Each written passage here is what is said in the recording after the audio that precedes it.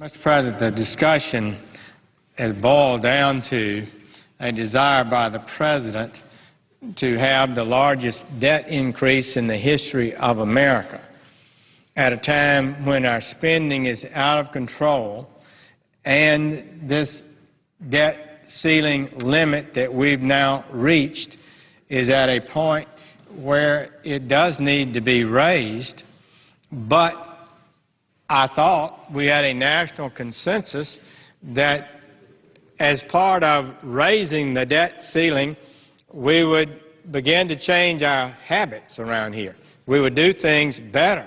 We wouldn't be running up so much debt because every witness has testified before our Budget Committee has said we're on an unsustainable path.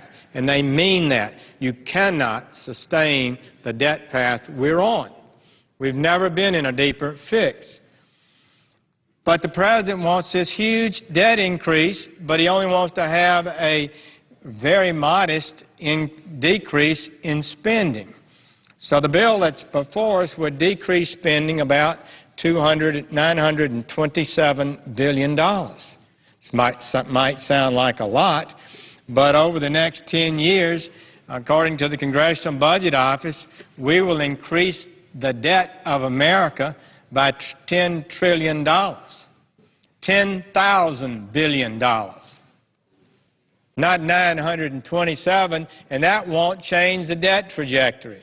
We've got to have more than $900+ billion in spending reductions, and since we're not going to be able to get that, it appears, because the Democratic majority in the Senate won't allow it, and they're saying we're prepared to shut the government down if you try to cut any more, then we've got to keep talking. We've got to continue the dialogue and the debate about the debt course we're on, so we should not have the largest increase in debt in history. Indeed, that would just give a blank check to the big spenders. They could run for 2 years. And why is it so important to get a longer bigger debt ceiling increase? And I also thought and believe we have an agreement that the debt ceiling shouldn't be increased more than spending is decreased. Spending decreased over 10 years. You cut it $1 trillion, you raise the debt ceiling $1 trillion. We give you 10 years on spending cuts, but immediately you get $1 trillion increase in the debt ceiling. Why are we in this fix? This is why. I hate to say it. This is why. There's no doubt about it. The President said last week, the only bottom line that I have is that we extend this debt ceiling through the next election until 2013.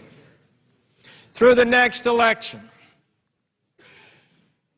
It's all about him. It's about politics. It's about his desires, what he wants. But that's not correct. This is about America, what's good for our country. The House of Representatives submitted a fabulous budget, I thought, earlier this year. It reduced spending by as much as $6 trillion over 10 years. This bill would only reduce it $1 trillion.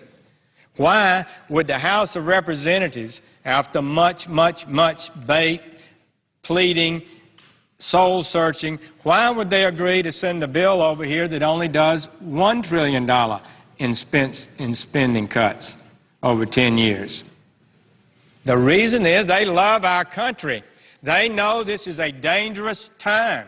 They know at this point in history we don't need to create more uncertainty on top of the tremendously dangerous debt path we're on. By not raising the debt limit, we don't know for sure what will happen.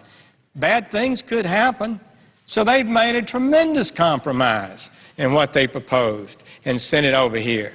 But the only thing the President cares about is not having to talk about this again till after he gets reelected, I suppose.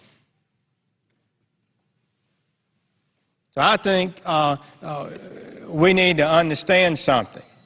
This is not enough reduction in spending. $900 billion, $1,000 billion is not enough.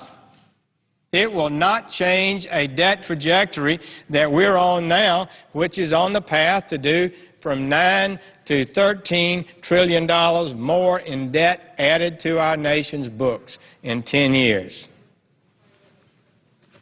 It's just not enough. So we get a debt ceiling, we get out of this immediate crisis, at least we do that, and we send a message to the world and to the American people and to the financial markets that we're still working on it. We're still going to bring down the numbers. We know we can't continue on this rate of spending. We know that.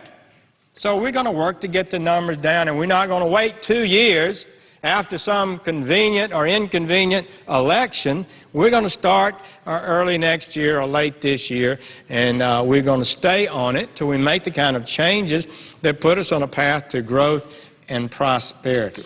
So I feel strongly about that, and I know people don't want to hear us talking about this bill or that bill, who's for this and how many votes it has. They're tired of hearing that. They want us to make changes, and I don't think that the American people just want a deal. That's where the media spins it and politicians spin it. Is there a deal? Is there not a deal? The American people want us to change our debt course. They want us to get off the path that is taking us to financial destruction. And it really is. I don't know when it will happen, but everybody says that we cannot continue, and in a period of years we will be in a situation like Greece, and the numbers are pretty clear in that regard. There's no doubt about it. And it doesn't have to happen, so we can do something about it. So the Republicans have passed a budget, a good budget, that would reduce the debt and put us on a path to prosperity. That was rejected by our Democratic leaders. Indeed, they brought it up and mocked it. President Obama called for a conference at the White House. He put Congressman Ryan, the brilliant young budget chairman in the House, right in front of him, and then he mocked and attacked the budget that the House did, who would actually do something for America and make us better.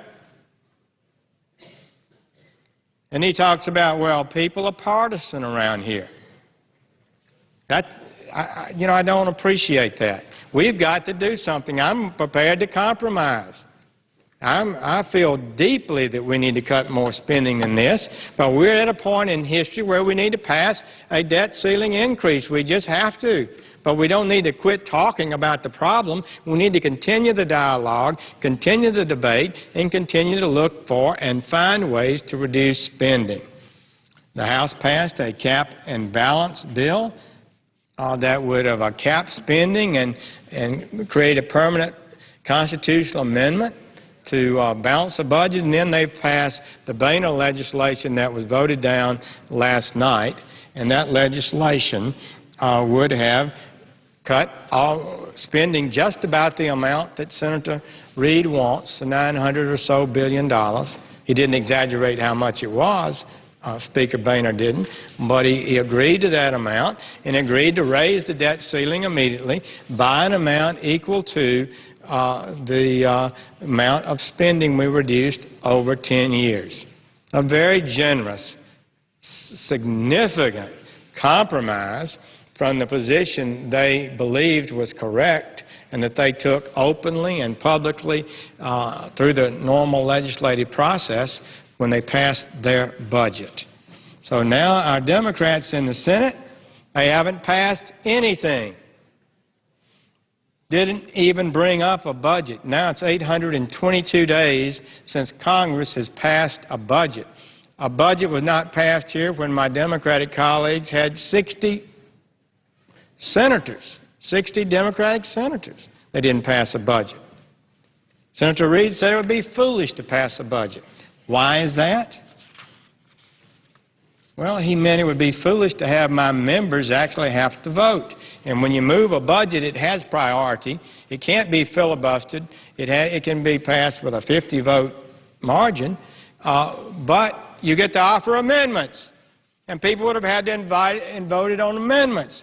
And the people who produced the budget would have to say how much taxes they were increasing, how much spending they were cutting, and how much debt was still going to be out there. And they did not want to expose themselves. They did not want to come before the American people and show where they stood. They preferred to bring up the House budget and vote it down and mock it while they didn't have the courage, the leadership, or the responsibility to pass a budget themselves that would show where they wanted to go with the future of America. It's just that simple. I hate to say it, but it is. We've avoided the budget process, and I don't think that the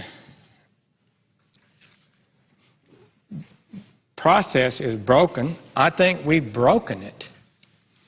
So we've got to change how we do. We need to go back to the regular order in the Senate, and that means bringing up bills, having votes, having amendments, having people be accountable to their constituents. So if you're sitting back home, you want to see government reduce some of this reckless spending, don't you want to know how your constituents voted? Well, we've had no votes. And that's been the plan, to shield the members from votes so they could be held accountable. And for heaven's sakes, we don't want to have a vote in January or February when we have an election in November. Why, that's too close. People would see what we did. They might remember it when Election Day came up. They might not like it that I don't have a plan to do a better job of changing the unconscionable debt course this country is on. So that's the way they think in Washington. It's not acceptable. And we're borrowing 40 cents of everything we spend. Every dollar we spend is borrowed. Mr. President, we have a time agreement at this point. Senator has 5 minutes and 20 seconds remaining. I thank the Chair. Well, so it's a big deal, and we need to get this done.